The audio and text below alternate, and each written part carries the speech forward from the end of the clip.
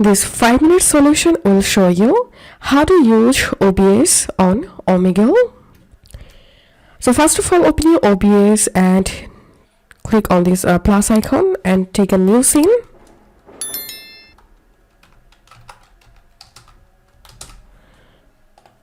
And now we need to add a source. So click on this plus icon and select display capture.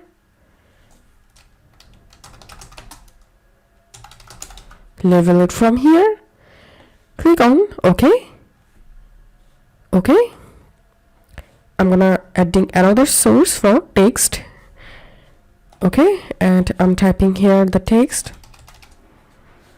Okay, and you can change the position of the text from here. And after that, open your browser and open Omegle website. Click on video. Take these two options from here. Confirm and continue. And click on this camera icon. Click on manage. Scroll down.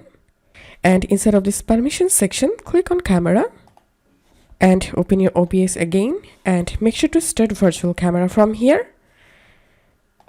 And then click on camera and select OBS virtual camera. So that's how you can do it. If this video helped you, give a thumbs up and please consider subscribe to 5-minute solution. See you in the next video.